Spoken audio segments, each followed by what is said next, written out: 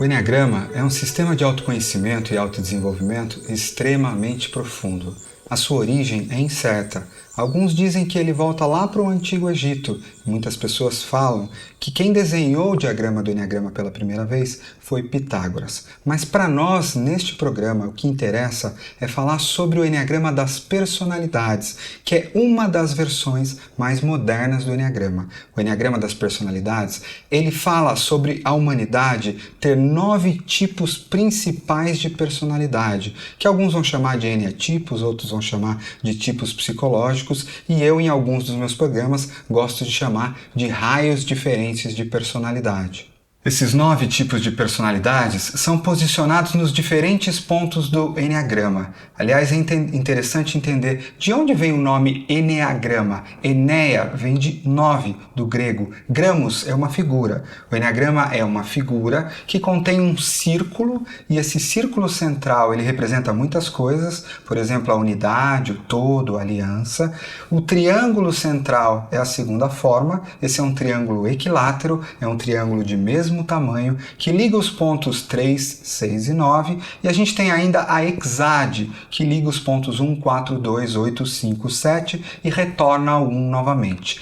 Essas três figuras que formam o Eneagrama, o círculo, o triângulo e a hexade, falam também sobre um eneagrama muito mais antigo que esse das personalidades. Falam sobre um eneagrama de processo, que rege leis cíclicas do universo e que nós abordaremos em outros programas. Neste nosso programa, trataremos do eneagrama das personalidades, que fala sobre os 9 tipos psicológicos diferentes.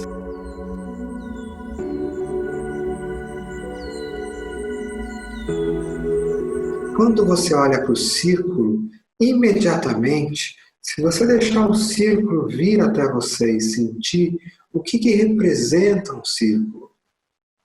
O círculo é a unidade, o círculo é o todo, o círculo é aquilo que não tem início e não tem fim. Tudo que você traz que tem característica circular é como a criação do universo. Ele inicia com o Big Bang, tudo se desdobra, dobra e volta para o mesmo espaço. Uma flor, uma semente, quando nasce, ela deixa aquela planta sair, aquela planta cresce, e na ponta daquela planta nascem novas sementes, as sementes caem, vão para o fundo da terra e um novo ciclo se inicia. O uno e o todo. É quando Deus, o não manifesto, Deus que não conhecia a si mesmo, porque era a perfeição, e não é possível conhecer a perfeição se eu não comparo ela com a imperfeição. Era necessário, portanto, que Deus se abandonasse de si mesmo e desse a ordem para que os universos fossem sendo criados em níveis de densidade cada vez maiores. E quanto mais distantes dele, ou dela, ou do grande espírito, aqui sem nenhum cunho religioso, todas as vezes que eu uso a palavra Deus, eu estou usando como a unidade, a unicidade e o todo, como a licença poética para isso. Quando Deus vai emanando todos os universos, a cada universo que eu desço, o mundo se torna mais denso, mais concreto. Isso acontece através de espirais. O todo que se forma um, o uno. Quando o triângulo central, Deus, para conhecer a si mesmo, foi necessário que ele se dividisse na Santa Trindade. A força ativa dá origem à força reativa. O Pai dá origem ao Filho, que dá origem ao Espírito Santo. O triângulo mostra para mim que tudo no universo, para ser criado, assim como o próprio universo, é necessária a combinação de 3 forças que estão no triângulo central. Não é só Deus que precisou das 3 forças. Por exemplo, se você vai entrar numa discussão com alguém e você está falando algo e a outra pessoa só reagindo, você está numa linha, ação e reação. Olha que se eu desenhar uma linha numa folha em branco, nada é criado. Se Deus tem uma folha em branco e ele desenhasse só uma linha, não é criado nada. Quando ele desenha o triângulo, coloca um terceiro ponto, eu tenho uma área que é desenhada. E aí eu formo, portanto, a manifestação de Deus. Ação e reação e a mediação. Somente quando eu, numa discussão com alguém, consigo colocar e não ficar parado nesta linha, eu vou encontrar, portanto, uma terceira força. Quando eu combino a lei do 1 com a lei do triângulo, com a lei da hexade, então você vai ver uma outra figura que liga os pontos 1, 4, 2, 8, 5, 7, 1. Para quem gosta de geometria sagrada, de matemática, você dividiu 1 no triângulo em 3. Isso dá uma continha chamada dízima periódica na matemática, que dá 0,333333 em cada ângulo do triângulo. Você está dizendo que o infinito ali está presente também no Filho e no Espírito Santo, que 3 deuses são um. E uma outra lei, que é a lei do 7, que na hora que eu divido 1 por 7, eu vou ter uma outra dízima chamada 0,14285771, que vai formar, quando você olha no Enneagrama, aquela linha 1428571, 1428571. No Enneagrama original, isso vai me mostrar que a cada oitava de crescimento, seja na criação do universo, seja nessa planta que vira uma árvore e depois vira uma planta, toda a volta no universo, todo o ciclo, pode ser dividido em 7 etapas. A luz branca é como se fosse Deus. Ela condensa todas as 7 cores do arco-íris. Mas se eu colocar um prisma, ele me abre em 7 cores. O mundo foi feito, segundo as Escrituras, nos 7 dias da semana, para fechar um ciclo. Os ciclos se fecham de 7 em 7. Quando eu vou para um piano e toco a nota Dó, e quero tocar outra nota Dó, mais aguda, eu passo por 7 notas musicais. E cada música é frequência. Sabia que entre uma nota Dó e a outra nota Dó, a frequência simplesmente dobra? Exato. O universo inteiro, quando Deus manifestou, vai se tornando frequência mais grave quando desce. É como quando eu vou para o piano tocar o bom, bom, bom, bom, frequência da terra da qual a gente vive. E quando eu vou fazendo o trabalho de subir as espirais da consciência, eu vou indo para frequências mais agudas. O Enneagrama original, ele fala dessas 3 leis, e ele é usado como iluminação para que todos nós, caso estude, consigamos olhar para os ciclos manifestados do universo e ter uma sabedoria para usar esses ciclos, para prever, para cortar caminho e uma série de outras coisas.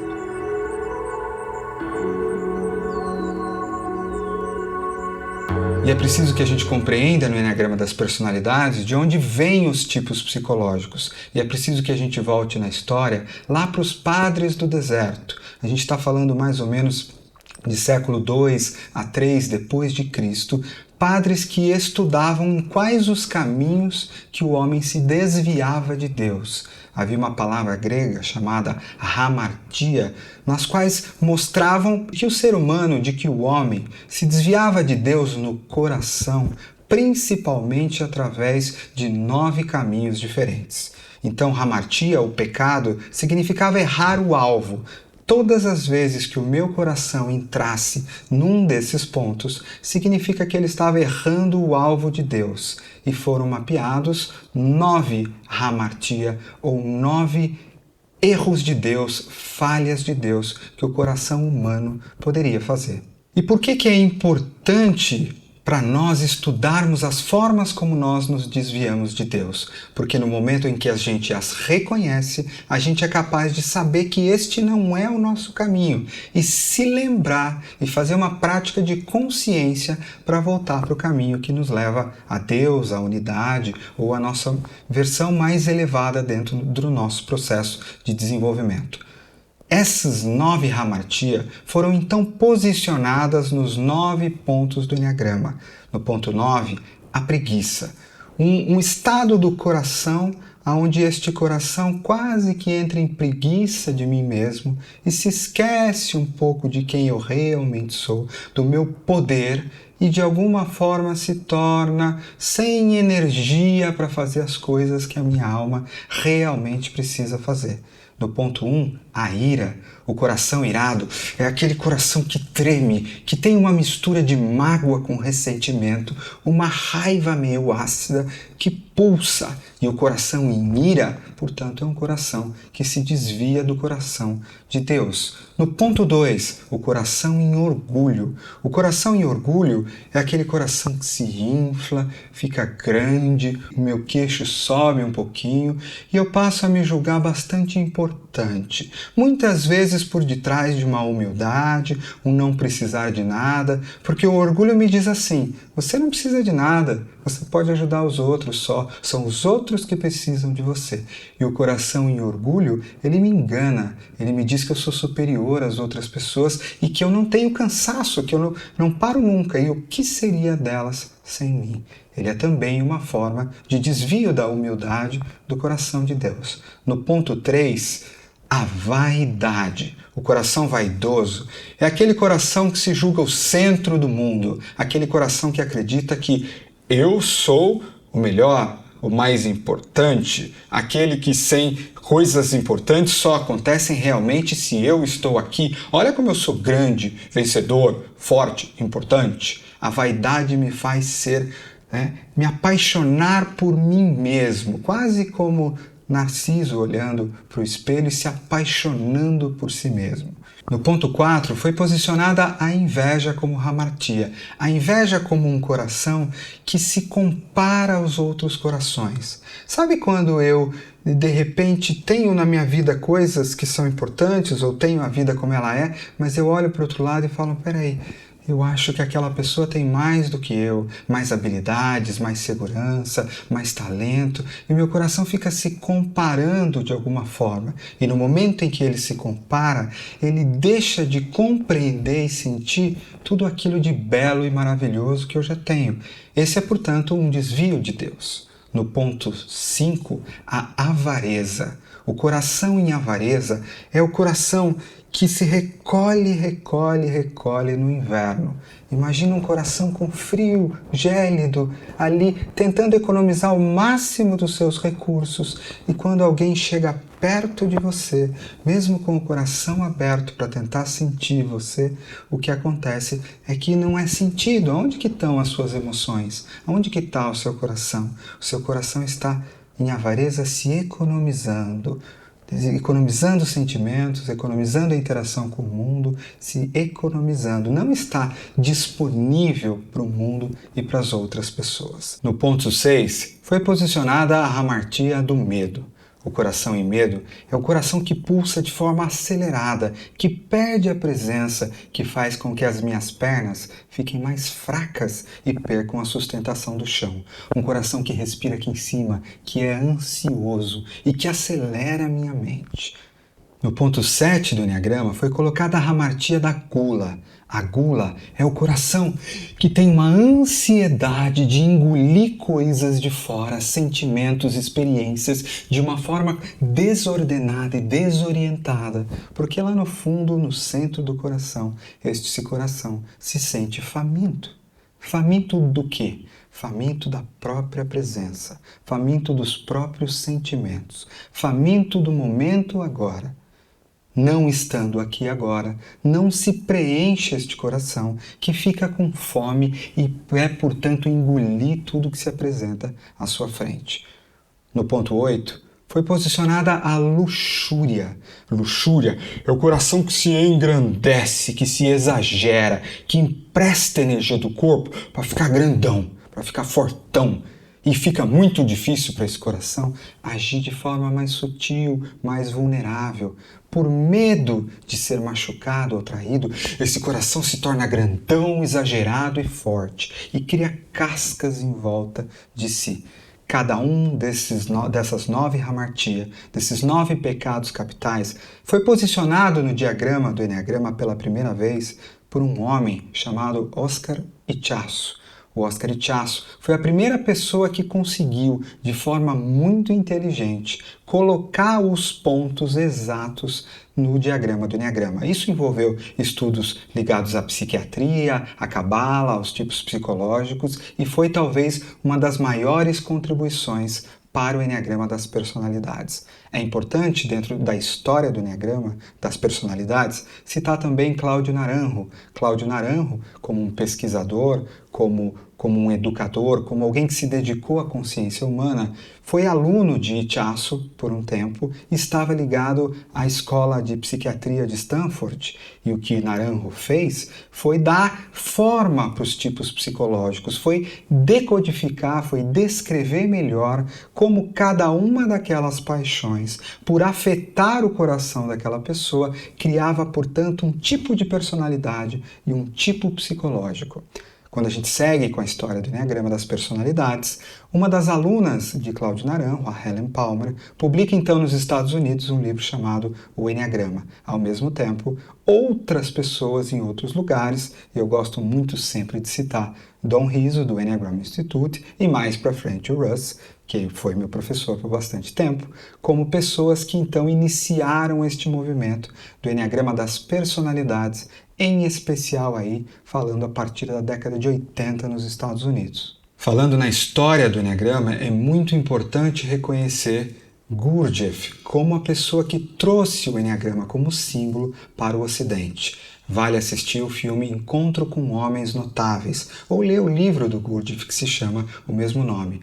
Vale lembrar que Gurdjieff nunca trabalhou com o Eneagrama das personalidades e nem sequer falava em personalidades. Ele trabalhava, sim, com o diagrama do Eneagrama como um mapa de desenvolvimento, um mapa de relações e um mapa que esclarecia tudo que era cíclico no universo. O desenvolvimento e o trabalho do Eneagrama com Gurdjieff é diferente do Eneagrama que nós usamos a partir da criação de Oscar Ichazo, Cláudio Naranjo, Don Rizzo, Russ e muitas outras pessoas que foram trabalhando o Eneagrama das personalidades ou Eneagrama psicológico. Neste programa, o nome que nós daremos aos 9 tipos não são os nomes originais dados pelas hamartia, pelo Oscar Ichazo e por quem veio antes, porque ao longo das adaptações, ao longo da modernização do Eneagrama, nós tratamos na nossa escola, no Núcleo da Consciência, com nomes novos que nós trataremos em cada um dos capítulos. Por que o Eneagrama? Por que o Eneagrama no nosso desenvolvimento? O Eneagrama vem para nos trazer liberdade. O autoconhecimento ele nos proporciona liberdade e nos proporciona objetividade. Cada um de nós, ou a maioria da população, vive de uma forma muito automática. Se você olhar para os seus pensamentos, você, na maioria do dia, passa sendo controlado ou invadido por pensamentos que são automáticos e que você não tem controle sobre eles. Isso não é liberdade. A gente poderia dizer que a tua mente está escravizada. Você não está escolhendo os seus pensamentos. Eles repetem-se em você, eles são automáticos, eles são histórias que vieram antes. Se a gente olhar para os nossos corações, na maioria das vezes, os nossos corações também não estão livres para sentir os sentimentos. Se alguém te cutuca naquele ponto, ou você lembra de uma história antiga, automaticamente vem sensação de abandono, ou vem a ira, ou vem uma reação muito automática, ou você sente A, B ou C. Repetição. Todas as vezes que há repetição, não há liberdade. Então, o que a gente pode dizer é que a maioria da humanidade também não tem um coração livre para sentir sentimentos mais sublimes, e sim repete emoções que já estão programadas na sua própria história. Se a gente olhar para o corpo, mesma coisa. Quantos de nós, dependendo da palavra que me falou, a minha raiva já subiu?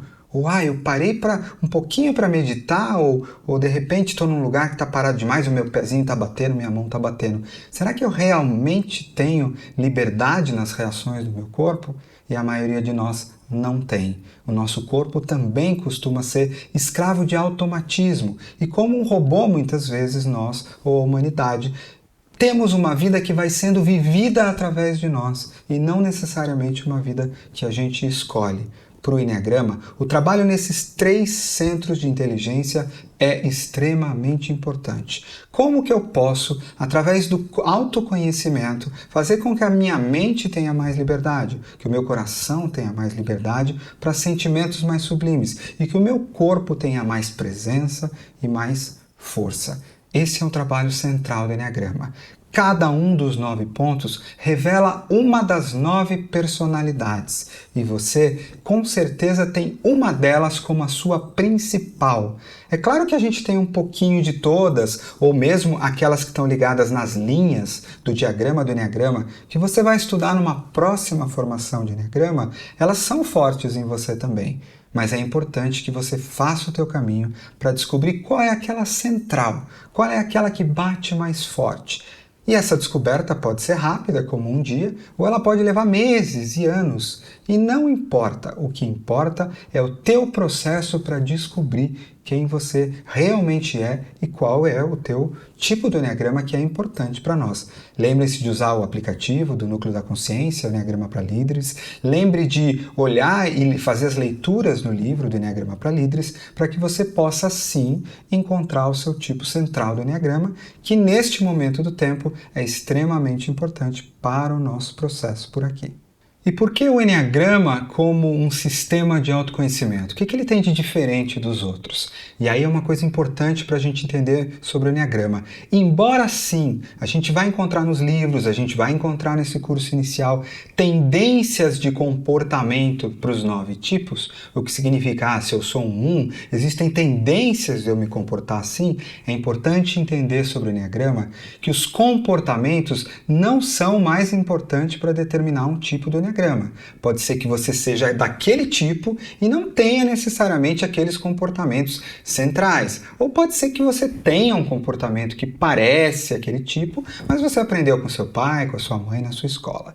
Por Eneagrama, o mais importante não é o que você faz, mas por que você faz aquilo. Qual é o motivo por detrás de você se comportar daquela maneira. E aí sim, para cada um dos 9 pontos, nós vamos encontrar um motivador central por detrás das ações.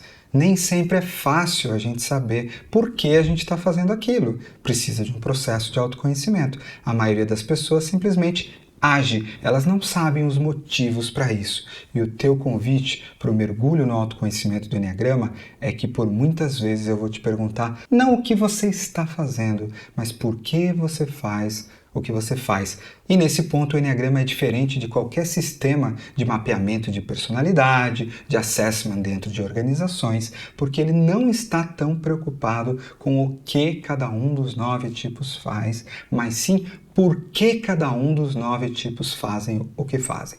Outra coisa importante do Eneagrama é que ele não é um sistema para dizer se tal pessoa é melhor ou pior. Todos os tipos são igualmente bons e igualmente ruinzinhos, dependendo do nível de consciência. Você nunca muda o seu tipo do Eneagrama durante uma vida, mas sim você muda dentro do seu tipo do Eneagrama. Quanto mais você cresce, se desenvolve, menos escravo você fica daquele pedacinho de comportamentos. Eu costumo dizer que é como se você morasse dentro de uma casinha. Isso é importante entender sobre o Eneagrama. O Eneagrama não quer te colocar numa caixa. Ele quer mostrar para você que você já estava numa caixa e por reconhecer que caixa é essa, você vai expandir os tamanhos dela.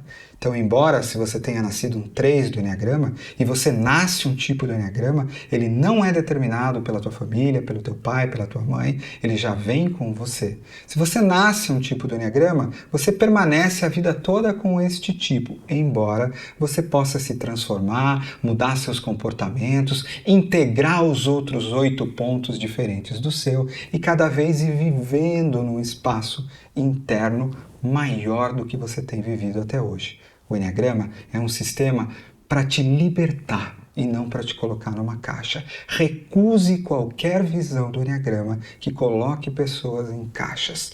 Use você, o Eneagrama, para algo que vai te expandir através daquilo onde você mesmo se limitava até hoje. Outro ponto importante sobre o Eneagrama é que ele não simplesmente vai dizer, olha, existem esses 9 tipos de personalidade e eles têm esses motivadores, o coração de cada um funciona assim, os pensamentos assim e as tendências de comportamento são assim, assim, assim. Não é só isso.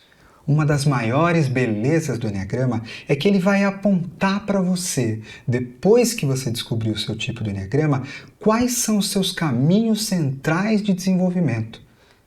Ao invés de você ficar tentando um monte de coisas, você vai saber, olha, dentro do tipo 4, o que acontece na mente do tipo 4 é isso aqui, é essa distorção. Toma aqui os exercícios e as formas e a observação para que você faça como um tipo 4, que a tua mente atinja níveis mais e mais saudáveis. Ah, se eu sou um tipo 5, o coração e a avareza funcionam mais ou menos assim. Então presta atenção nesses comportamentos, nessas sensações físicas, nesses pensamentos, você tipo 5, e toma aqui os caminhos de desenvolvimento para você, as práticas de desenvolvimento para o corpo, para o coração e para a mente. Então, o Eneagrama não está preocupado em colocar rótulos em você, ele está preocupado em te ajudar a se reconhecer, para que você possa receber de presente quais os teus caminhos propostos de desenvolvimento. Isso vale tanto para um desenvolvimento espiritual, numa jornada de vida, para um desenvolvimento psicológico e para desenvolvimento profissional, de liderança dentro das organizações e uma série de outros desdobramentos possíveis que o Eneagrama pode trazer para nós, sendo sim um sistema multidimensional de desenvolvimento espiritual, psicológico e profissional. É importante entender sobre o Eneagrama das personalidades que a personalidade não é você. Todas as vezes que você está se comportando demais, como está escrito lá no livro de Eneagrama, está automático demais, significa que quem está rodando você, quem está no comando, não é a sua consciência, mas sim a sua personalidade automática, essa máquina bioenergética que tem pensamentos que se repetem, emoções que se repetem e reações corporais que se repetem, hábitos que se repetem. O Eneagrama veio para libertar você. Isso significa que você vai, portanto, se descolar aos poucos do automático da sua personalidade. É claro que a tua personalidade, ela não vai querer que você faça isso com tanta facilidade. Ela se defende. Ela não está contra você, mas como um mecanismo, ela precisa se defender. Então, todas as vezes que você procurar fazer o processo de libertação, é preciso ficar muito atento, porque a tua personalidade vai tentar se manter onde ela estava. Ela vai tender a ficar no automático que ela estava. Vai ser preciso esforço para que isso aconteça. Um dos entendimentos que a gente vai ter em cada um dos 9 pontos são os 9 mecanismos de defesa. Cada uma das 9 personalidades tem uma maneira principal pela qual ela se defende, e a gente vai ter que ficar atentos sobre isso. A tua personalidade, ela te defende, ela te protege, ela foi necessária nos teus primeiros meses e anos de vida, sem os quais você não conseguiria sobreviver, você não teria chegado até aqui sem essa personalidade. Mas a partir de agora, para quem entra num processo de autoconhecimento e libertação, a gente vai precisar desapegar da nossa personalidade com a ajuda do Eneagrama para atingir níveis mais elevados de consciência dentro do nosso tipo do Eneagrama. No processo de autoconhecimento e desenvolvimento do Eneagrama, é importante entender que no Eneagrama nós trabalhamos com 3 centros de inteligência do homem. Gurdjieff costumava dizer que o homem é um ser tricerebral. Ou seja, ele não toma decisões ou não processa as informações somente aqui no cérebro, no neocórtex. Não é muito difícil da gente imaginar isso. Pense em você. Quantas vezes a tua cabeça ou a tua razão queria fazer uma coisa, o teu coração ou as tuas emoções queria ir para um outro lugar e às vezes a tua força física, a tua raiva te impulsionava para um terceiro lugar. Temos 3 centros de inteligência e a neurociência hoje já comprova pela quantidade de neurônios hoje que já se sabe que existem no coração e na própria barriga, o que a gente chama da inteligência do gut, belly center. Então o Eneagrama sempre vai trabalhar com os 3 centros de inteligência e cada um dos 9 tipos tem uma maneira diferente na qual operam-se esses 3 centros de inteligência. Para o Eneagrama dos 9 tipos, a gente vai ficar mais atento ao que acontece com a mente e ao coração de cada um dos 9 tipos, deixando a parte do corpo para um outro programa de Eneagrama, que é o programa dos instintos, que vai lidar com as nossas forças animais, as forças da natureza em nós. Sobre os nossos 3 centros de inteligência, é importante entender que dentro do Eneagrama nós temos uma espiral da consciência. A nossa personalidade, ela pode estar num nível de consciência mais baixo, e aí ela vai ter reações muito mais automáticas, os centros de inteligência vão estar muito mais distorcidos, ou pode ser uma pessoa que fez mais trabalho de autoconhecimento, de libertação, e espiralou para cima, está em níveis de consciência mais altos. E aí o próprio tipo do Eneagrama dela vai ser diferente, comportamentos vão ser diferentes, interação e operação, a maneira como a mente dela, o coração dela e o corpo funcionam, vão ser diferentes. Começando em primeiro lugar, a falar dos nossos 3 centros de inteligência, a falar em primeiro lugar do nosso centro mental. O nosso centro mental, quando distorcido, quando no automático, quando dominado pela personalidade, é a nossa cabeça que fica rodando pensamentos involuntários o tempo todo. Um pensamento emenda no outro pensamento, que emenda no outro pensamento, que emenda no outro pensamento. E eu não me dou conta que eu passo o dia inteiro sem ter escolhido o que vai habitar a minha mente. Isso aconteceu comigo. Não dá nem para dizer que eu tenho um pensamento. Eu posso dizer que os pensamentos me têm. Esse é o estado da mente distorcida, que acontece na maioria das pessoas no mundo e que vai acontecer de uma forma diferente com cada um dos 9 tipos do Eneagrama. A mente não distorcida, a mente em consciência elevada, ela tem um funcionamento diferente. É quando eu entrar no meu silêncio, fazer a minha prática de meditação, acalmar essas vozes internas, assentar numa respiração profunda, eu tenho a mente que se abre como os olhos da águia. Eu tenho a mente que se abre para a intuição, eu tenho a mente que se abre para receber informações que vêm de universos inconscientes muito mais profundos. Eu tenho a mente que, a partir do silêncio, compreende tudo de uma maneira nova, sem repetir o que já vinha antes. A mente serena, a mente que sabe a direção e é orientada por intuição. E aí a gente pode entender o que acontece na consciência mais baixa na mente e o que acontece na consciência mais alta, sabendo que em cada um dos 9 pontos, esta linha na mente vai se dar de uma forma diferente e particular. O centro do coração tem uma dinâmica um pouco diferente. O coração é o mundo das águas, dos sentimentos. Quando a gente traz a respiração para o centro do peito e consegue sentir o nosso coração e o nosso cardíaco, o que a gente percebe é que os corações em consciência mais baixa, o nosso centro emocional operando em consciência mais baixa, ele de fato tem as más águas, as águas más, as águas paradas. Ele tem emoções mais densas, mais reativas, e a gente vai encontrar lá os nossos sentimentos de abandono, os nossos sentimentos de falta, de tristeza, de apego, Todas as vezes que o nosso coração parece denso demais, pesado demais. E quem de nós não se vê escravo dessas emoções no dia a dia? Quem de nós não se vê tendo reações emocionais automáticas? Esse é o coração distorcido. Para o Eneagrama, o coração que se purifica, o coração que sobe de nível de consciência, o coração que vai se curando através desse processo, é um coração que vai tendo as suas águas limpas e vai, portanto, curando as suas feridas internas, curando os seus sentimentos de abandono, de rejeição e vai se tornando um coração mais aberto. É um coração que abre as suas portas com sutileza, sustentado por uma respiração profunda e se torna uma máquina de sintonia de sentimentos.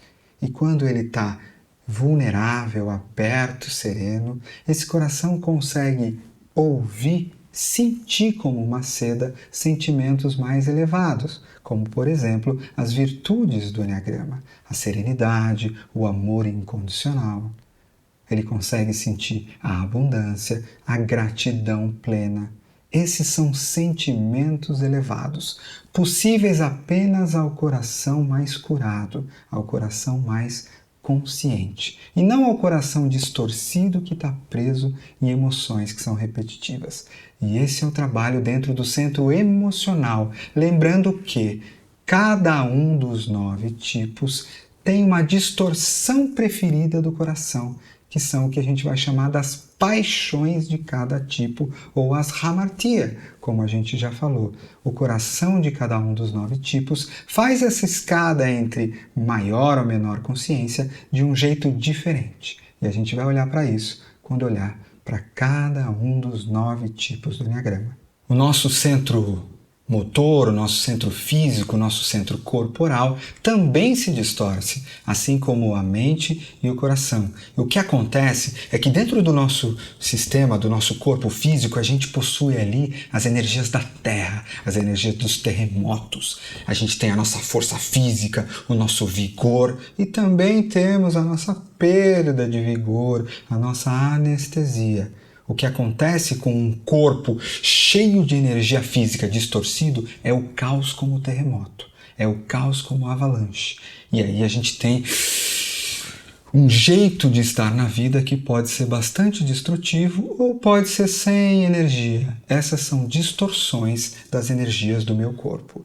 Se eu fizer bem o meu trabalho de consciência, como o Enneagrama vai me ensinar, se eu colocar os meus pés no chão, fizer meu aterramento e aprender a me tornar mestre dessas energias do corpo, eu vou ganhar vitalidade, vigor, poder, que está no centro daquilo que o corpo físico pode fornecer para mim através destas energias. Portanto, o trabalho de elevação da consciência no corpo, no coração e na mente é um trabalho central para os 9 tipos do Enneagrama. E para isso eu aproveito para te convidar, para quem quiser ir mais fundo nesse tema, para procurar no Núcleo da Consciência, no site do Núcleo da Consciência, no nosso canal do YouTube, uma série de lives chamadas Semana da Consciência. Recomendo, portanto, o e-book do Núcleo da Consciência chamado Do Corpo ao Cosmos, as 7 dimensões da consciência, para que você entre em especial na primeira, na segunda e na terceira dimensão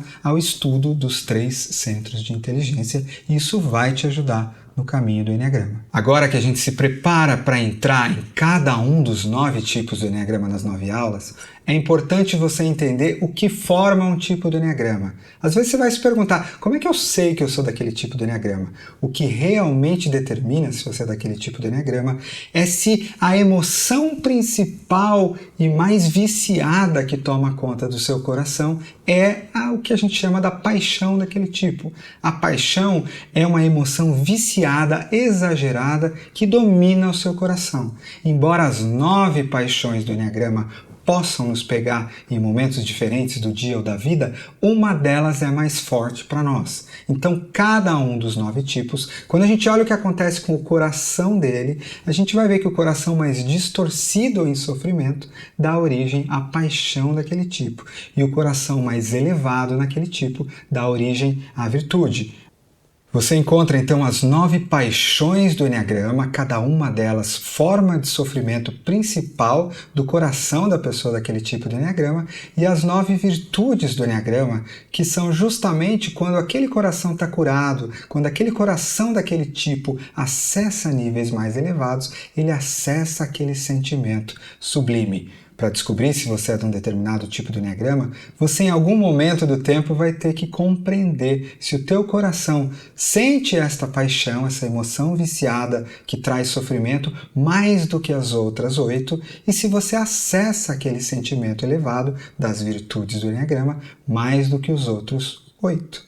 Da mesma forma, o que acontece na mente de cada um dos 9 tipos também vai ser regido pelas 9 fixações do Enneagrama. As fixações são como ideias fixas mesmo. A mente da pessoa que está presa à personalidade fica rodando aquela mesma forma viciada de ver o mundo, aquelas mesmas crenças. E a gente dá isso o nome de pensamento fixado. Não é livre, ele é fixado. Então, dependendo do seu tipo de Enneagrama, você pode ver, existe uma fixação diferente que vai operar na tua mente quando ela está presa na personalidade. Da mesma forma, existem as ideias iluminadas ou as ideias santas, que é quando a tua mente está livre, em respiração, quando a tua mente está realmente em consciência mais alta, você acessa um jeito diferente de perceber a realidade. E existe, portanto, as 9 ideias iluminadas, como a gente gosta de chamar. Portanto, para cada um dos 9 tipos do Eneagrama, você vai ter numa consciência mais baixa, no coração a paixão do tipo e na mente a fixação do tipo. E quando mais livres, mais elevados, ou conforme fazem o trabalho de crescimento, vão acessando cada vez mais a virtude daquele ponto do Eneagrama no coração e a ideia iluminada daquele ponto como observação de uma mente mais receptiva. Ao ouvir falar do Eneagrama ou de cada um dos tipos, o meu convite nesse momento do tempo é para que você não fique ligado no comportamento que eu falo, mas que você fique sentindo o que eu falo. Sentindo, se eu estiver falando do 8, você trazer aquela identificação para você, olhar energeticamente para você e procurar compreender no teu campo por que aquele comportamento que está sendo falado existe, porque eu consigo sentir em mim agora. Eu acho que é importante a gente trazer para a nossa consciência, vou convidar todo mundo para fazer algumas respirações, é importante a gente fazer essa introdução e trazer essa consciência de que lá fora existe talvez um dos momentos mais desafiadores que a humanidade já vivenciou. E que a humanidade está lidando com isso de várias formas possíveis, inclusive com os 9 mecanismos de defesa dos tipos. Que no momento onde muitos que estão aqui nessa sala podem estar passando por desafios pessoais, empresariais, financeiros, desafios de solidão extremamente altos, de incerteza, a gente está junto numa sala, a gente está junto num programa que busca colocar o invisível na frente de tudo. Qualquer um que esteja aqui está investindo dinheiro, tempo e atenção para priorizar o desenvolvimento de si mesmo, o desenvolvimento espiritual, o desenvolvimento psicológico. E isso por si só é um milagre. Eu vi uma entrevista da Monja Coen há um dia ou 2 atrás e estava perguntando para ela, será que realmente a humanidade vai aprender alguma coisa depois desse momento do tempo? E a monja disse assim, eu não sei, nós seres humanos temos essa capacidade de nos esquecer das nossas lições. E eu fiquei refletindo sobre isso. E eu acho que muitos de nós na esfera planetária vamos nos esquecer das nossas lições. Para fazer isso, gente, eu convido cada um de vocês primeiro, para a gente primeiro chegar aqui, tá? Colocar o nosso espírito no mesmo lugar do nosso corpo. Para isso, apenas algumas respirações profundas e vai trazendo a sua atenção para o seu corpo físico. Como se você pudesse comandar para a sua atenção, volta para o meu corpo, volta para o aqui e para o agora. E ao respirar no centro do peito, no aqui e no agora. Isso, muito bem.